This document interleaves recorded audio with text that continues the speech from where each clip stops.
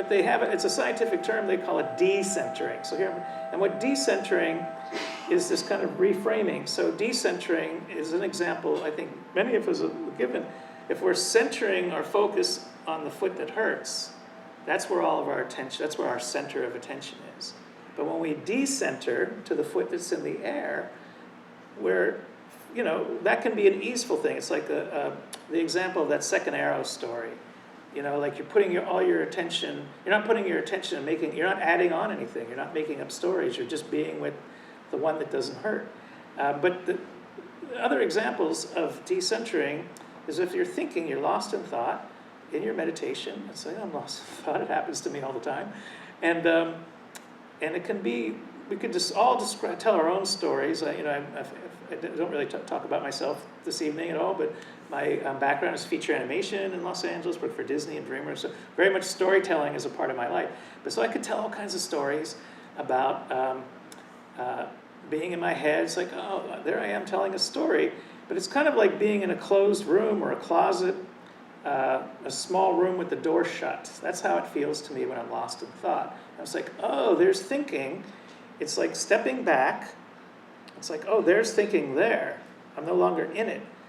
It's like being in like a little tornado. Like when I'm in it, I'm kind of inside of it. And then it's like, oh, there was thinking. I don't know, it just sort of happens. You just break out of it and step back and see it in a different way.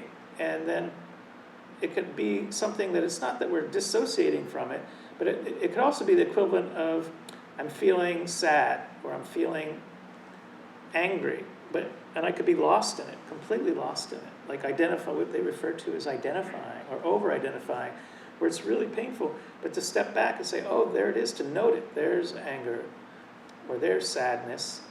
And by stepping back and seeing it, this is a time where awareness arises. It's the awareness that arises. So a good example of this can be like when I'm lost in thought, it's like a closed fist. And then awareness is like, and you might even want to try this. It's like imagine something that you feel like unpleasant. It's like a closed fist. Anybody want to try it? Feel free to do it with me.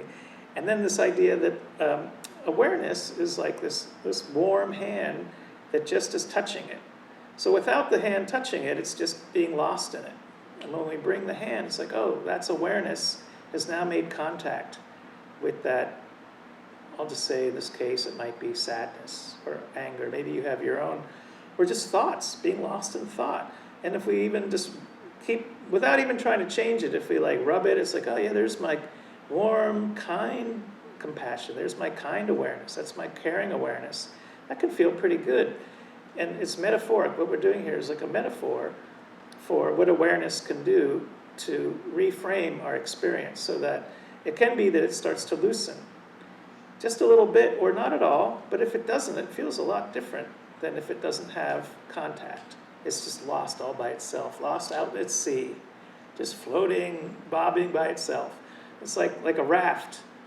It just, or just warm awareness that just can come and make contact. So it's this idea of decentering where the whole mind state and emotional state is just completely centered around this feeling that we're over-identifying. And so awareness, mindful awareness, compassion awareness can be brought to this, to reframe, or like I said, the word is decenter. So earlier I was talking about centering, but this is called decentering. And there's so many different ways that in Buddhism, I'm not going to talk about all the different stories that I love, all these little metaphors, or so many of them are about decentering, to just step back and to collect, so that not to be lost. Hi, I'm Franz with Long Beach Meditation. Your gracious generosity makes this programming possible. If you found this video to be of value, please consider making a donation here. If you'd like to watch more videos like this, click here. And if you want to stay in touch with Long Beach Meditation, click here to subscribe. Thank you, and may all beings be happy.